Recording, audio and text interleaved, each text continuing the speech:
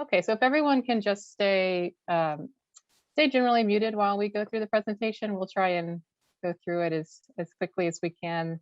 There's a lot of information today. Some of you have probably heard most of it before from some other meetings you may have gone to over the past several years, but we'll have time at the end for questions. And also feel free to use the chat if something comes up and you don't want to forget it or wait till the end. You're welcome to go ahead and put that in the chat box and we'll make sure to get to it at the end. I want to thank Linda for helping to distribute the meeting notice around to the community for everyone that she had their email on. That was very helpful, and hopefully all of you also got the postcard in the mail. We'll do a few introductions real quick. I'm Christy Shimatero. I'm a watershed planner with Montgomery County Department of Environmental Protection. I've been generally working on this project since around 2014. Some of you have been living here, I know, much longer than that, and I've had the pleasure of meeting you at some of our previous meetings. I have a few colleagues here. Ryan Zerby, I mentioned, is helping with some of our IT work. We have Paul Bogle, who's a senior engineer with the County Department of Environmental Protection. He can. Hello, everybody. That's Paul. He's here to help with questions that come up later. And we also have our engineering consultants from AMT. We have Greg Fox, who will be speaking in a few moments right after me. Good afternoon or evening, everybody. Hear me okay? I can hear you good. Yeah. We also have Corey Burkle, who's also with AMT, an engineer. He's helping with our designs. You can say hi. Hi, everybody. And then, of course, there's a lot of support from other staff that are working virtually, as we are right now, too.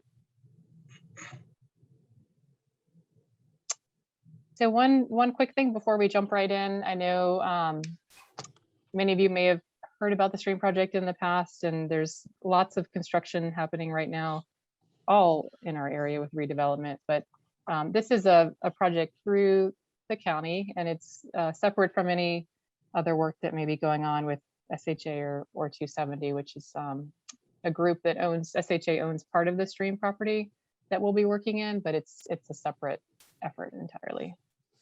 So here we go. Our agenda tonight, we're gonna hope to get through this in about 30 minutes. We'll give you some background on why is the county here working on this stream at all? What is the new stream designs? They've changed a little bit since the last meeting we had back in 2017, based on some guidance from Maryland Department of Environment and the Chesapeake Bay panel have all been updating their recommended designs for stream restoration. So we've incorporated some of that. We'll let you know what to expect for the schedule. I'll give you a hint. We're not starting construction until next year, 2022. So we're still a little ways off. It takes a lot of permitting work through different regulatory agencies to do any work in the stream. And that's what we're working on right now. And also making sure that we have the appropriate access to the property from all of you all that own portions of this stream as well. And we'll take some questions at the end. So this is a map. The white outline is the Grosvenor tributary, which drains to Rock Creek. So the Grosvenor tributary itself, the whole drainage area is a little over 1,000 acres draining through these streams down into Rock Creek.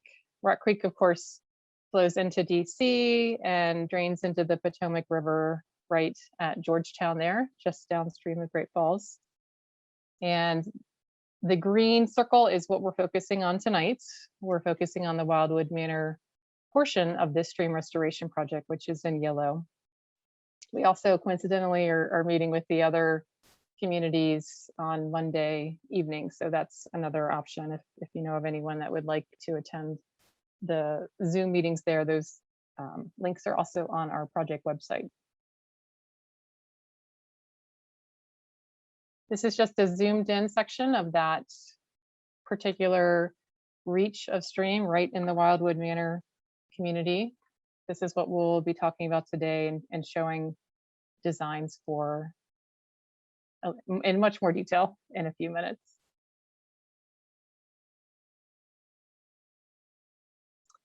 So some of you I know have lived here a long time, right? So does anyone recognize this image? Quite old, but it's interesting to see, especially when you compare it to this one. Same exact area, about 70 years later. So if you look at them both together, it's really stunning to see, right? I mean, we had an undeveloped area here in Montgomery County 70 years ago, and then we jump ahead to 2021, and the whole area has been developed with rooftops and roadways and pavements and all that impervious surfaces that cause stormwater runoff to rush out to our streams and lead to more erosion than we would have been seeing otherwise, right, before this development was here.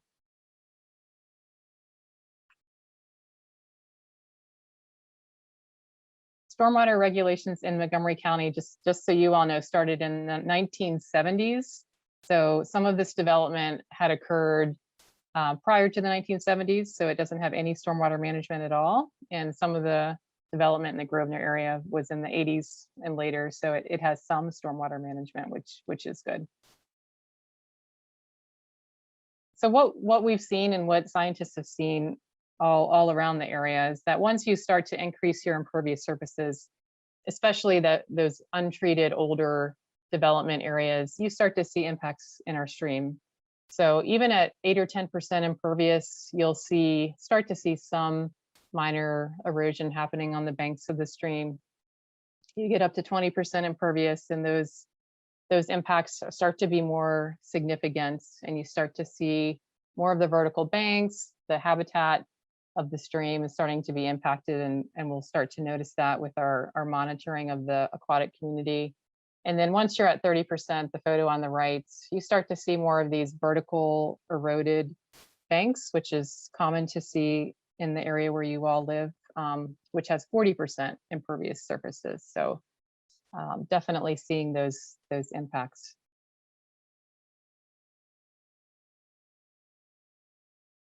So why is the county here at all doing this work? There's a couple of reasons. One is that even before I was involved with this project, there were a number of residents along this reach, both in Wildwood Manor and other sections of the community, that had reached out to DEP for erosion complaints that they were seeing over time. And that was, probably 10 years ago, it was a while ago, when we first started seeing some of those erosion complaints coming into our department for this section of stream. And as Montgomery County Department of Environmental Protection, we're tasked with improving the conditions in our watershed because of programs to improve the Chesapeake Bay and water quality. So we have requirements in a number of our watersheds. Rock Creek and Anacostia are two of the larger ones, where we are required to go and add stormwater management, and stream restoration is just one of those techniques that helps to repair this stream corridor where you are seeing this sediment movement downstream. So everything that washes away, in Wildwood Manor makes its way down to Rock Creek eventually, and then eventually into the Potomac and Chesapeake Bay. So that's why the county is tasked with doing this work.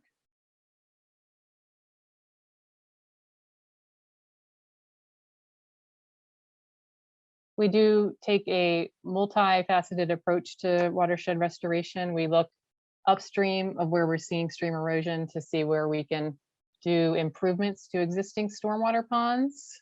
We also look for areas to add green infrastructure, which is the bottom left photo, bioretentions and rain gardens. These are the more vegetated stormwater management practices that you're seeing around a lot of the redevelopment that's happening. It's at Pike and Rose, and all new development is required to put in stormwater management. So those types of vegetated landscaped green infrastructure are what you're seeing in a lot of areas right now. We also have programs. The right photo is a photo from our Tree Montgomery program, which Trees are great at helping to use some of that stormwater before it reaches our streams. They also have energy efficiency, energy reduction benefits for the tree canopy area. So they're really a win-win for our department.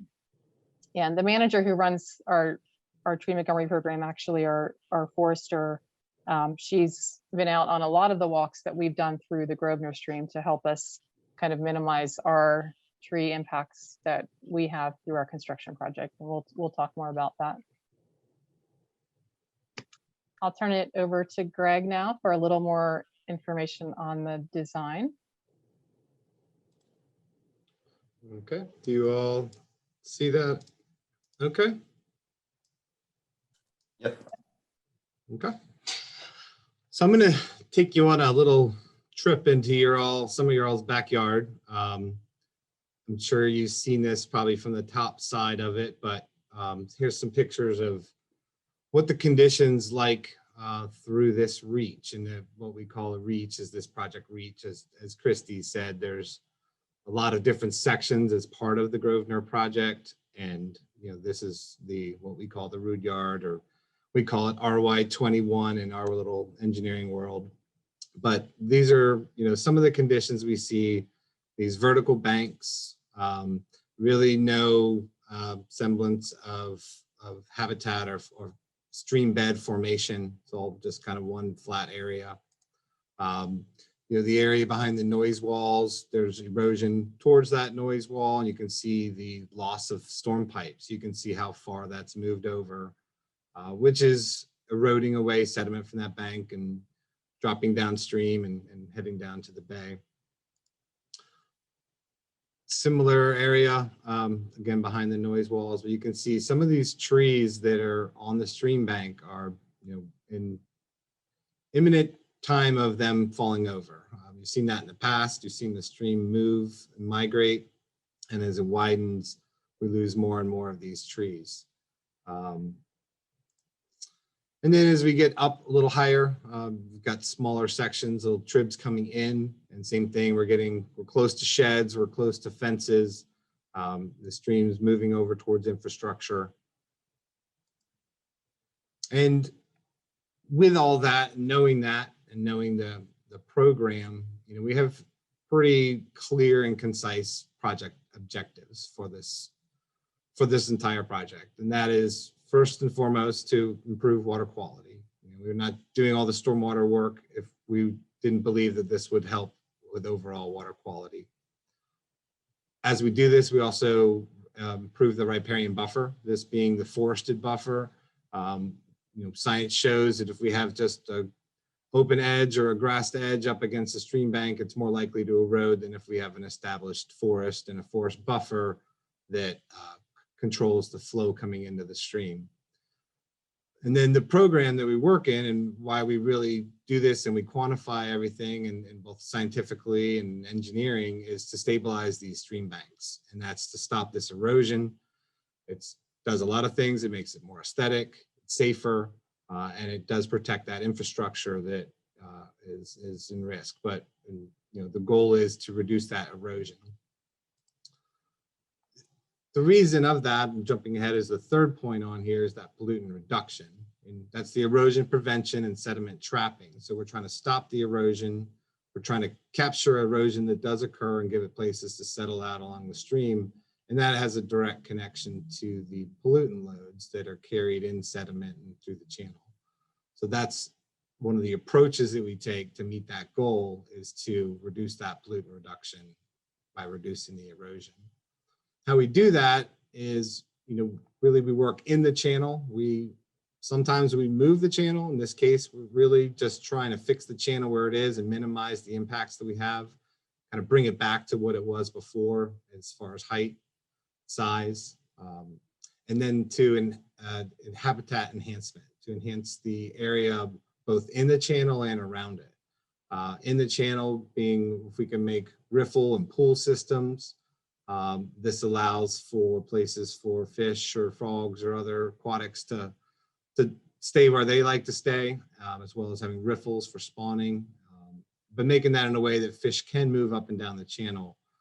There's not a lot of fish, but there are some fish species in these reaches. And then to develop a native community of plants. I'm going to get into those are the overall points, and then from here on, I'm going to be showing you these different methods, examples of them, and then going over where we're doing that in your area here. Some graphic renderings here, just a precursor. This is a cross vein graphic rendering of something we do in stream structure, and then this is something we would do more at outfalls, regenerative outfall systems. We have pools, and then you drop, and then you have pools. Mimics features that we find in nature, and then they're stable for us. So here's that riffle pool sequence of constructed project. You can see before, this is a much deeper channel. You can bring it up, and with the right slopes and setup and geometry, we can make riffles, pools. When we can't do that because things are steeper, then we'll use what we call a step pool system. This is one example of a step pool system where it's not very steep and you have some flood-prone area adjacent to it. Then these are the cross veins, one version of them. They come in all shapes and sizes, do different functions. But the point is that the center of it is lower than the arms coming up, and that helps direct the water. You can see one upstream that's helping the water turn to the left a little, and then this one's keeping the water going straight. And that just keeps it away from more erodible banks or dangerous areas that we want to protect. Another thing we do when we're dealing with grade control drops, as we get higher percentage of stream slope, we'll use rock sills or log sills just to help drop the stream down in quicker areas. And here's an example then switching off the in-stream onto bank protection. They work in conjunction. We use them both interchangeably and together. Here's an example though of using a low rock toe on the edge to keep the area where the higher erosion is, and then take care of a steep slope. That's really almost a one-to-one slope being taken care of using just vegetative methods. This is a picture just of that soil lift method before we put in the shrubs and other plants. This would be just the rock toe. We don't have that steep condition on the edge, and so we're just protecting a bank on a bend. We're also protecting a sewer. You can see the sewer call out on the right there. And then the other poles are all the plantings that we placed in there to establish that bank and establish that riparian buffer. So as we get higher, if we have site constraints of higher valleys or we're lower down, we start using riprap walls. And this is there's a couple of these in a row here. This is a smaller one used at an outfall, just about 2 rocks high, just to cover an area where you can see the valley is steep on that side. And then here's one where there's a sewer line behind it. So we couldn't have a slope bank on that side to have enough room. We were running into a sewer. So it's a good way to protect the sewer and give us the channel size so we can control any flood heights using that method. So showing the different types of in-stream structures, bank protection, how do we achieve our goals here of this design? And this is an overview map. We're looking bird's eye view down at the whole site. It's a decently long site, and it's broken up, not exactly in the middle, kind of maybe around the 1/3, with that really steep bedrock gorge, we call it. It's the other great gorge in Montgomery County, is the about midway through there. And that's an area that basically divides our project into 2 halves because of construction access. We really can't get from the top end all the way down to the bottom, cutting through that tight section. So we have 2 different access path routes in to be able to treat. This is covering 0.32 miles of stream, which is part of an overall doing a little over a mile of restoration throughout the Grosvenor project. And just to note, staging areas are built into this. So they'll be coming in off the road and going down into the valley. And then we'll have staging areas throughout that are strategically placed to be able to move materials around. So here's the upper part zoomed in, just trying to highlight what we're doing. And Christy did mention that we made changes since we did this years back, mostly because of crediting reasons, different approaches meet our goals better. But we also we walked it with the arborist. We looked at a lot of things. We looked at what had changed and what had eroded, what had changed in these last years. Because I have been around this project for a very long time as well. And it's interesting to see what did and didn't change, and we adjusted our approach a little bit to that. But you can see there's cross veins in there where we're just trying to keep it at grade coming out of that main outfall. The outfall from 270 to the north is really steep, so we're building the step pool systems to get down. In general, the stream elevation comes up, and that's what we use, the different methods, the cross veins, and those are all going to be at finished grade, higher than the existing grade now. And that is part of the trick when we do this, is we have to balance that with all of the storm flows as well, because we're not trying to raise elevations where they're not appropriate. And you can see we have really bad erosion on that one side. So we have that imbricated riprap wall. We're just kind of out of space in the valley. We're trying to protect that land. And then we head down towards that, the bedrock gorge, as we call it. So that's kind of the approach on the upper side. The stuff on the banks there you see are just our bank grading areas and different soil lifts and things we're going to do to get the bank channels correct. And then on the downstream side, you see just below that gorge again, there's that outfall I showed where the off of 270. So we'll be fixing that into that step pool system. Then it's just a series of cross veins and rock sills and things to hold grade as we raise it up. And we really picked and choose. You can see different tree impacts, which I'll get into later. But you see a lot of dark trees, which are the existing trees, and those are going to remain on the bank. So we're trying to take as light as an approach as we can in that stream corridor. And I'll just add real quickly, Greg, that I know that some of you will probably want to look in more detail at these boards. So this board itself is already posted on the project website. If you just Google Grosvenor Stream Restoration, it's at the bottom. So you're welcome to do that and zoom in more. And plus, we'll be talking more directly with all of the owners that have this stream work on their property to get legal access. Absolutely. So with the access, mentioning there's the areas that we're working in the channel, and you see where we have structures and bank grading, and then you see those paths, and those are all connected to the two construction entrances that we have. Again, one for the upper part, one for the lower part. As you know, that valley's deep down in there, so we had to look at it very closely on where we could get off the road safely and have as gradual a slope as we can to get the construction equipment down into the valley, into the stream valley.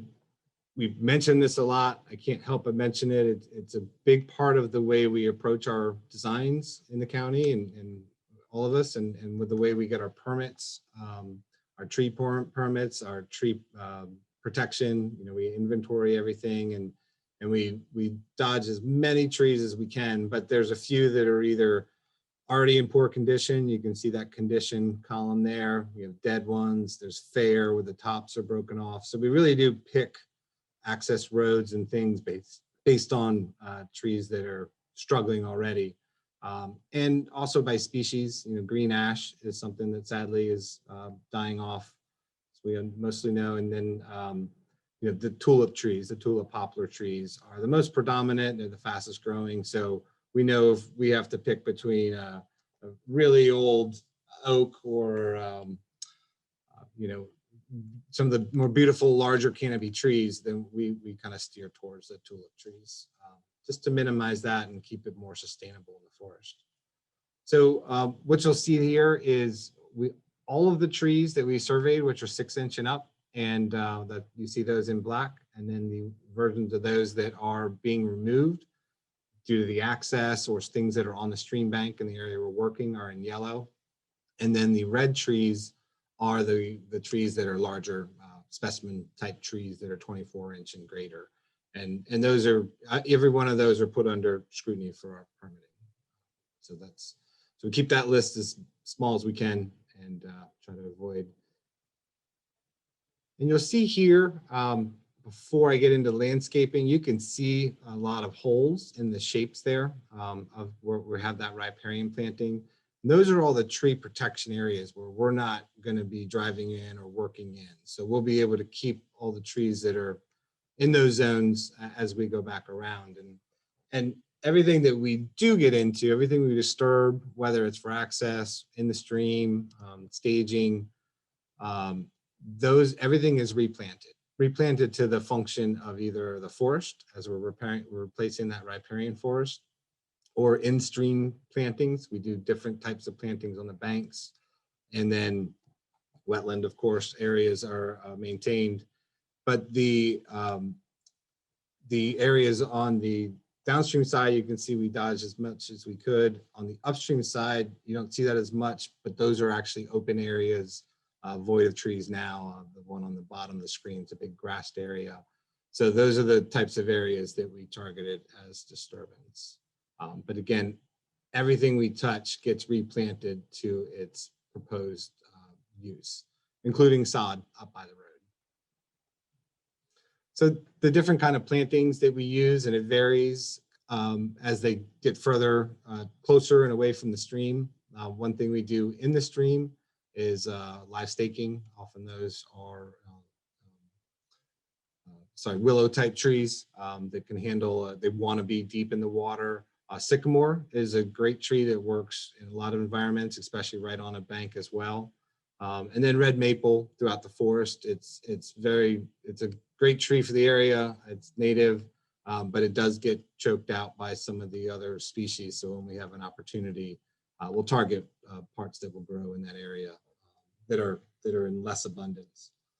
And then some of the bushes we use, some of the ones we are more of our favorites. We use a lot of different ones, but spice bush, which has a great smell, and silky dogwood, which does well in all these native environments. And then, so you kind of see how that starts as we end a project, or we end the construction and the vegetation part starts. You can see right on the stream bank, they're starting to come in, and that's a different kind of seeding that we use on the banks that will be in flow of water versus the trees and shrubs that we're planting up on the banks. Obviously when we're close to homes, we're trying to put in some screening type trees that are good in that area. And when we have more room, we'll put more shade trees in. But that's, the difference between streamside and a riparian, different types of species for that location. This is just a kind of a zoom in of those live stakes as they come in. We put them selectively around different areas they'll take off, different areas they won't, but they work to kind of establish that toe of water that ebbs and flows. And for us, it's pretty flashy. So that's something that helps protect that lower edge bank in a natural way. They do need to have a base flow and have wet toes. And then after we're done with the construction, we have a period of monitoring that we go through for different permits and also for the county. And with that, Christy, you want to talk more about the monitoring plan? Go back to my screen here. You guys can see that. Thumbs up. Yep. Yep. Okay. My first grader's teacher always says thumbs up or thumbs in the middle. There's no thumbs down. So good, thumbs up. So yeah, after we do the landscaping of the trees and the shrubs, and there's ferns that we put in as well that grow great, usually in stream habitat, we do come back and make sure that those trees are growing and getting established. So there's a 1-year warranty on all the plants that are planted. We'll come back after a year, anything will get replanted that doesn't survive that first year. Additionally, we're going to be checking the landscaping for the 5 years after construction is done for a couple of reasons. We want to be visiting probably twice a year is our plan, to check for any non-native invasive removal needs. That's something that our contractor would potentially be doing based on the whatever invasives are coming in, and that's an effort that we'll be trying to manage. We know that it's a long-term effort, and it's always present, right, on all of our properties. Parks has a big management effort that they're trying to do too. But we will be visiting twice a year to see what's needed and submitting that to our contractor to do. After 5 years for the landscaping, the property is essentially, you know, like it is now with the whatever property owner, you know, you're not required to do any specific maintenance for landscaping purposes, although we can give you lots of guidance on what we'd like to see done to keep our stream buffers and our stream corridors healthy. There's no future landscaping requirements. Moving to the next slide here, we, in addition to the landscaping, come back for other reasons to monitor the stream restoration project. So we have biological monitoring teams that come out and check the critters and the fish that are in the stream. We're required to get a permit from the Army Corps of Engineering that requires us to check the structures and to go back and check the channel cross sections. So right now, if you look at a lot of your stream areas, it's like a deep U, right? The banks are very vertical. We're going to be grading that back more to, you know, look much more less steep on the sides, and we want to see how those cross sections, the profile of the stream, are holding up. So we'll be going back to check that. Those requirements are usually in the Army Corps permit. We'll have to see those vary from project to project, but usually it's 3 years, 5 years, and possibly 10 years. We'll see what the requirement is to check that information. But that's also part of the reason we do get a easement on some of these areas, so that we can go back into that stream channel and have access to do that monitoring and evaluate any future maintenance needs. So you may be wondering, you know, what are some examples of stream restoration projects that the county has done? And we've done a number of them over the years. This is one, Hollywood stream restoration, that was completed probably 5 or so years ago. Fire department, also it's in a residential area. You can see the top photo before restoration with those actively eroding exposed banks, and then the bottom photo is just shortly after construction. You can see some of the rock structures that are helping to deflect the forces of that stormwater flow towards the middle of the stream, away from the banks. The banks are graded back and replanted. You can see some of the deer protection fencing that's gone up around the trees there. Another example is Falls Reach stream restoration. This one was just completed, I believe, 2 years ago. Time goes quickly, but it's one of our more recent ones. Again, you can see at the top the before pictures of the vertical banks, and then at the bottom the banks are graded back.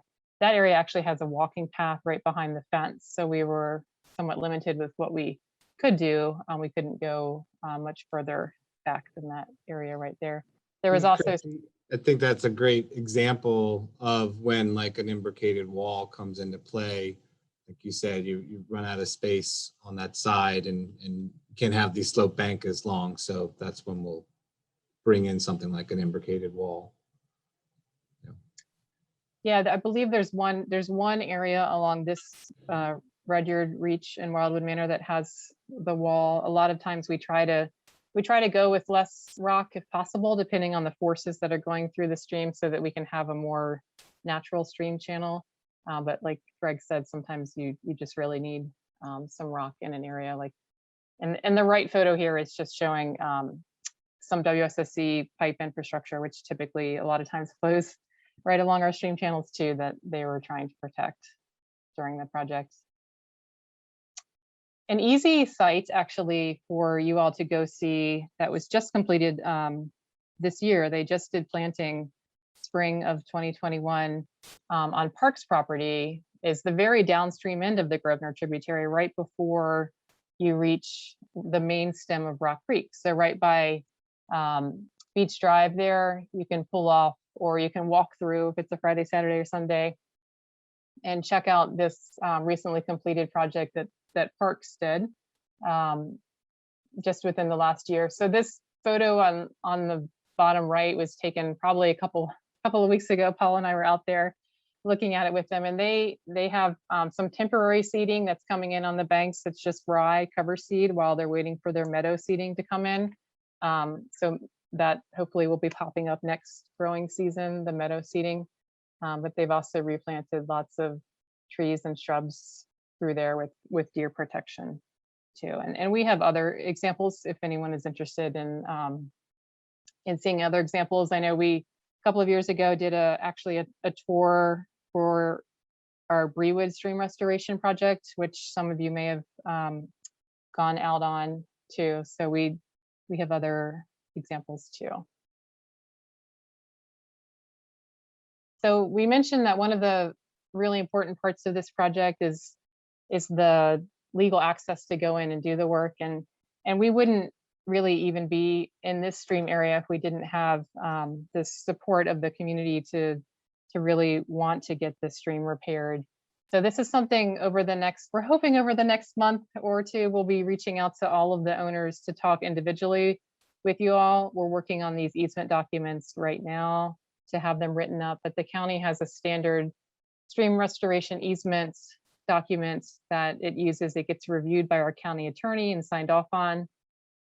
We have a mix of temporary and permanent easements that we use. The permanent easements are typically just mainly right along the stream channel where we need access to go in and potentially monitor those structures that are going in or repair them if needed. The temporary is more maybe a staging area for construction that's a little further back from the stream that we don't need permanent access for. The permanent easements are recorded in county land records. So if you did a land records search, you would see it. There's no change in property ownership. You're always still the property owner of that property. It's just an easement specifically for the purpose of stream restoration, construction, and maintenance. So these are an important step that we'll need before we as the county can even come in and do the work at all.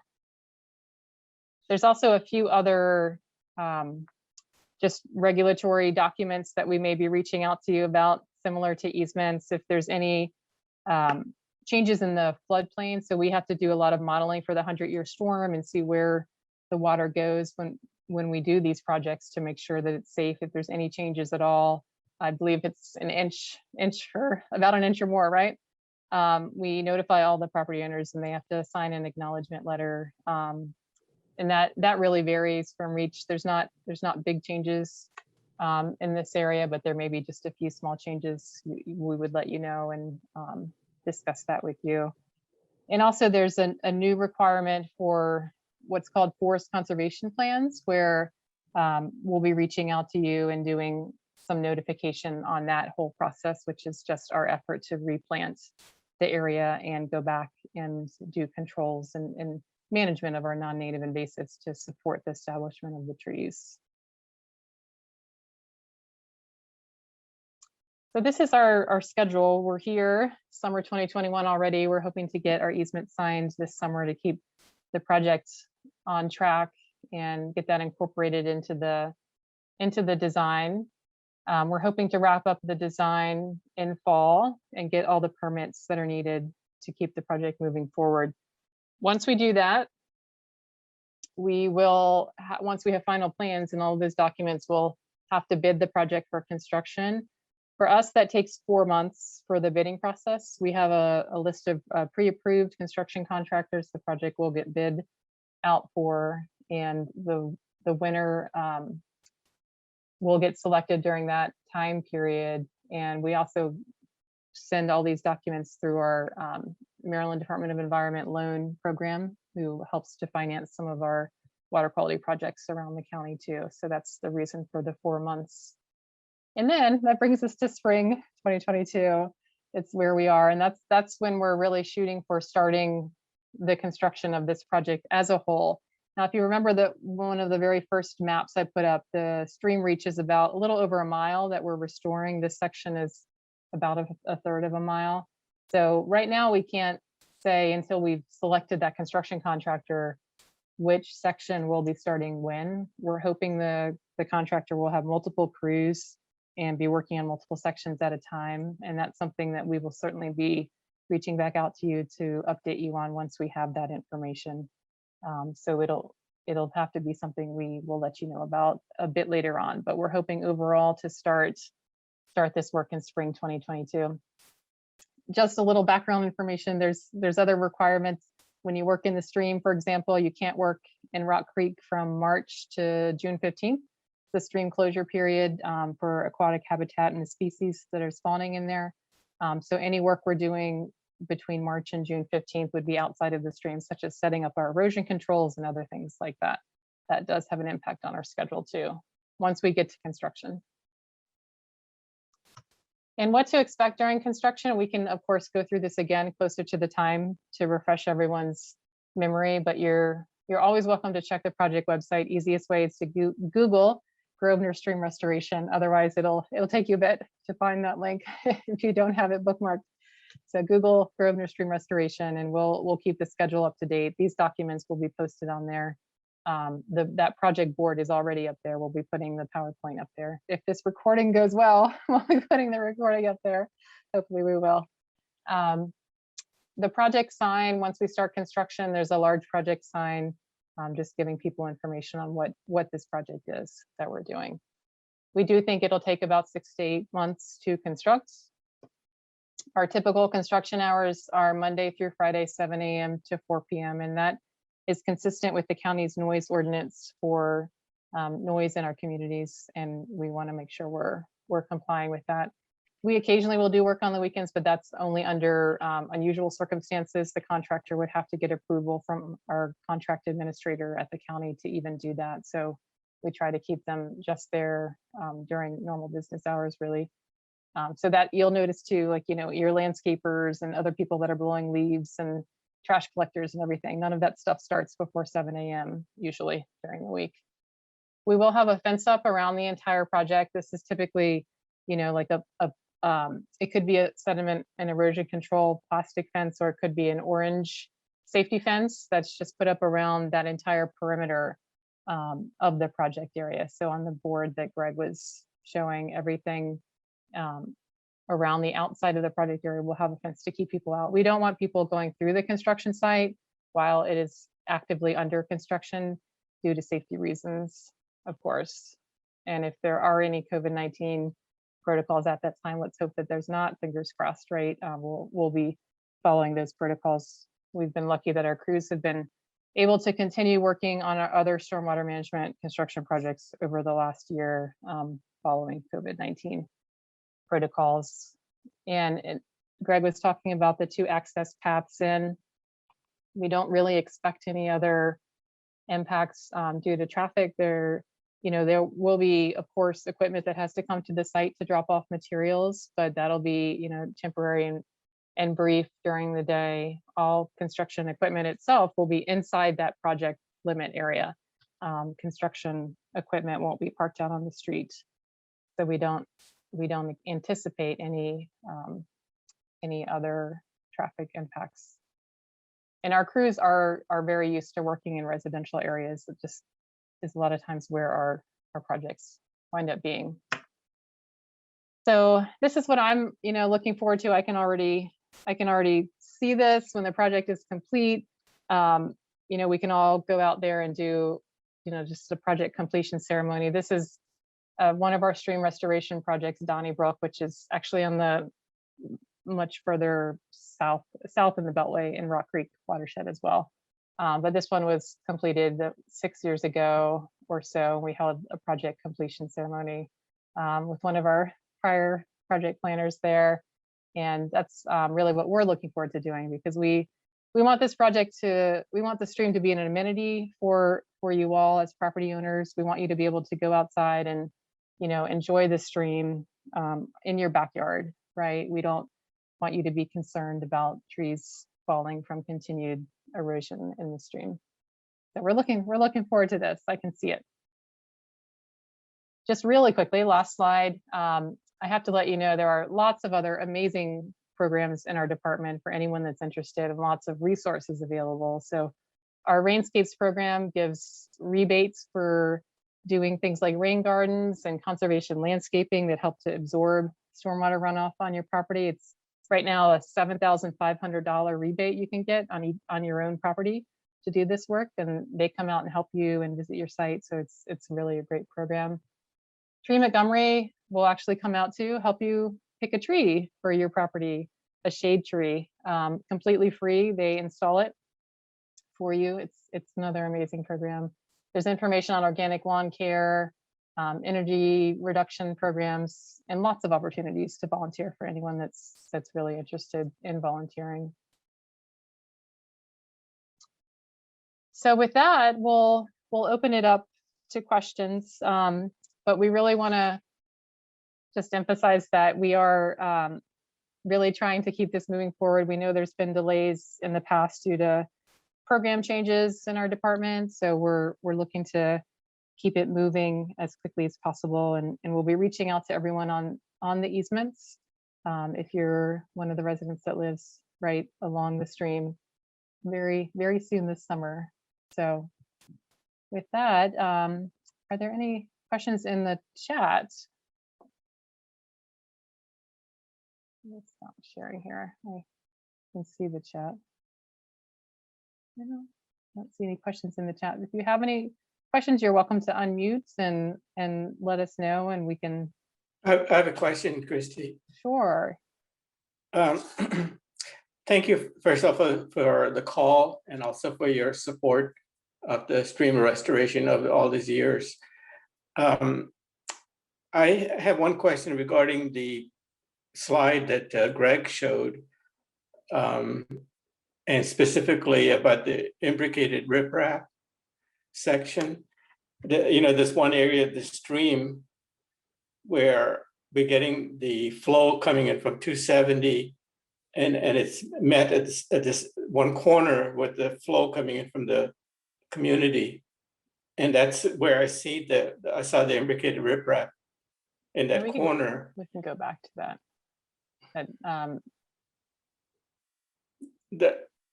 Let's see.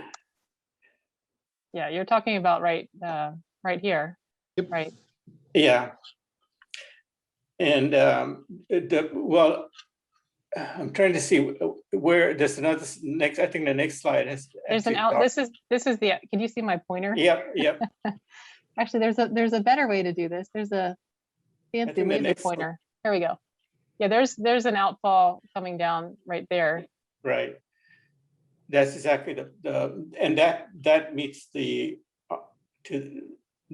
water coming in from the community. That's what the greatest, where the most destruction occurs in that section. So I'm glad to see there's imbricated riprap, and I think it may just be in the corner because I can't tell exactly what is there a color for the imbricated riprap. The purple is the rock structures that are generally the rock structures that are part of the stream. Oh, the purple. Okay. Yeah. So my question was because I was wondering whether does that turn the corner, because it needs to be able to get the force of the water coming out at 270. Does that purple go around the corner, or is it just? I'll let Greg. Yeah, I'll let Greg answer that one. So you see the points at the two cross veins, and those are because the channel's up a little higher, and then we're controlling those two turns. But from that, everything you're seeing on the south side, on the property side of that purple, that whole length is that imbricated riprap wall. So it takes it from the confluence, being where the step pools come down from the main channel, and it comes around and it actually ties into where that bedrock drop is. So that wall is coming around and tying into the bedrock there. So it makes it pretty solid, edge to edge, takes that whole turn and then takes it down to where the stream changes and drops down into the bedrock. Oh, great. So it's misleading then. I kind of misled it. Oh, no, you're right, because I can see my property right now. Mm-hmm. Yeah. So it goes right up to where the rock, there's a little like a waterfall type. Yep. Yeah, okay. This is your property. Yeah. So, yeah, and the photos too, I know, I didn't point this out, but I thought this was really interesting. I'll show you guys of the changes that we've seen in the stream. This is kind of on what you're talking about, Joe, that Yeah. same area of the stream, Yeah. and you can see the undercut trees right here. Yeah. The roots are just hanging. And then this tree, you can't quite see it from this scale, but there's actually a tree tag right here on this tree from when we went out back in 2015 or 16 to survey all of the trees around the neighborhood. And there's a number of these trees that we've seen change since we've started doing the work. And this is a good example of one that would show up as a circle as a tree on our diagram, but it's fallen over and not even alive anymore. Yeah, and the one on the left is the photograph you just took recently that showed 50% of the roots are gone. Right. Mhm. Right. That's great. I'm glad that you mentioned the deer protection on the trees. Because when I moved in, I complained to SHA about the noise. They planted many evergreens, and I noticed that they were all gone in a few months. I thought they just died, and then I found out the deer ate them. But Yeah, I called up, they replanted them, but I didn't know enough about deer protection, and they big deal. they ate them again. So, Yeah, it's a big deal. Yeah, that's Sorry, go ahead. I had a question related to the deer when you're doing this project. I don't know if you can answer it, but because the deer are always in and out of the ravine. I live across from where I think one of the staging areas is going to be, unless you've moved it from the last time this was discussed a couple of years ago. So if it's all fenced in, what happens with the wildlife? I mean, oh, they can jump the fence for sure. oh, really? Yeah. They go in Yeah, and no, out? it's a 4-foot fence. Is that right? Yeah, it's a 4-foot fence. We don't put up the 8-foot fencing. It's 4-foot fencing around the project area. Yeah. So Yeah. the Plus, expectation is the deer will be able to get in and out of the ravine during the construction period? yeah. Okay. Yeah, I know the stream corridors are streams are deer corridors, really. I know for a lot of our stream The valleys. concern is if they can't do that, I mean, they're already in our yards. They'll be in our yards even more if they can't get down there. Which yeah. is, they like.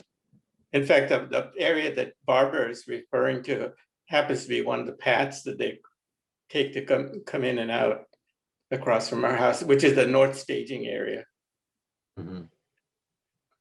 Yeah, you haven't moved the staging areas, have you, from the last plan? They're basically in the same spot. They've just been refined because we had to grade them out a little more. But they do typically end up being the same areas, similar to where the deer come in and out because they're pretty smart.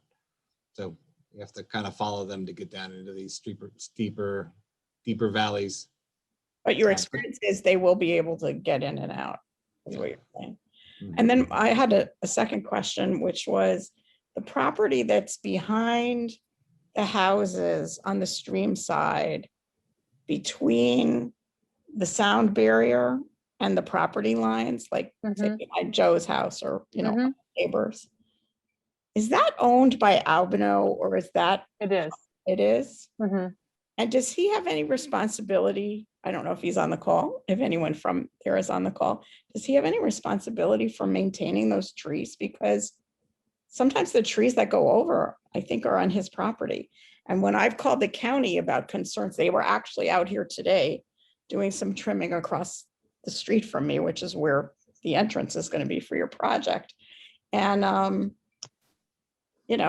when I called the county, a year ago about trees across the street that looked like they needed some work, I was told, well, if they're beyond the county perimeter, median, whatever you call it. They're right away. Yep. Right away, then it would be Albino's responsibility. But I don't know if you can, I'm just curious, because it's hard to know between the county and the tree trimmers today. I mentioned this project and this call and showed them the postcard, and they're like, oh, that's another department kind of thing. These were contractors. And it's Yeah. sort of like, I really felt like I got, this is maybe a little off topic, but I'm curious, like, who is responsible for dealing with this before you actually do the work and after you're done with your work? So for the private property outside of the county right of way, Avino as the owner or any property owner is responsible for trees that, fall on their own property. And that would be their insurance coordinating with your insurance if it falls onto your property from theirs. But Mhm. yeah, the County Department of Transportation is the group that manages all the right of way trees along our roadways. Right. Thank you. Question. We had a chain link fence next to our yard, but it's since fallen because the creek, Mhm. to the road issue. Will that be put back up? Because there's no longer area to put it up now. That's a really great question. I was going to talk to you all about that. And that's true along some of the SHA property too. The state highway property has a fence that's fallen in. So any fences that are right in our project area, we would put back what we call in kind. The same fence would be put back. But in your case, the stream bank is going to be in a slightly different spot, right? Like you're saying. So we would want to know from you all if you would want it put back at the new top of bank of the stream once we're done with the work. And then we would put back the same fence not the same fence, the same material. Yeah. Right. You might not want That'd that be old one. rough. It's in rough shape. We do like to recycle, but maybe not that much. Yeah. Okay.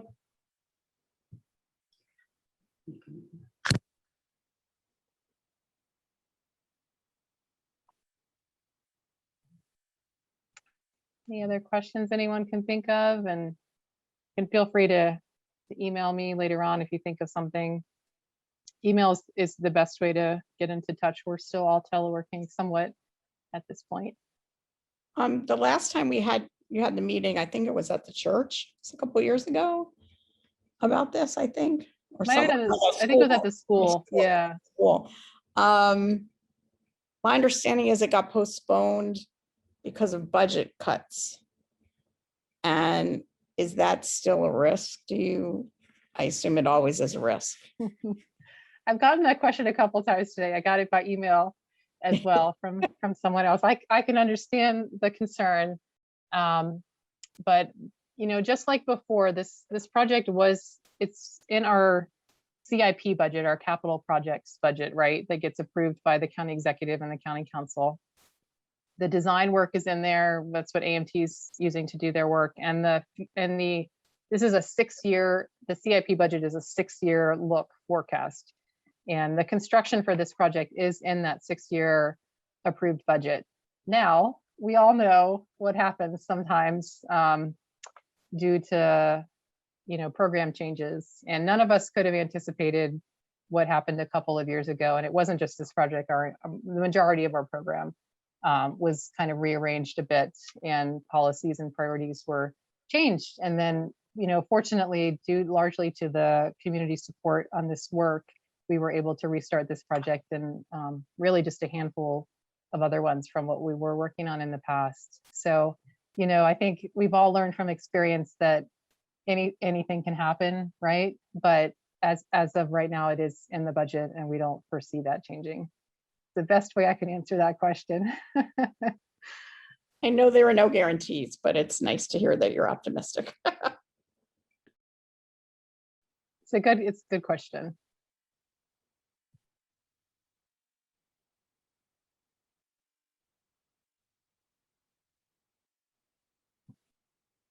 Okay, well, I think we might stop this recording here, and of course, feel free to reach out to us if you have any questions. We'll be reaching out to you if you're a property owner along the stream. And during construction a year from now, we have representatives on site every day from the county checking on how the work is going. I myself will be there usually every 2 weeks for progress meetings. So even during construction, we'll still be available for things that come up. There's always things that come up during construction. So we're looking forward to working with you all, and I'm looking forward to meeting those of you in person that I haven't met already, hopefully later this year. Thank you all again for coming.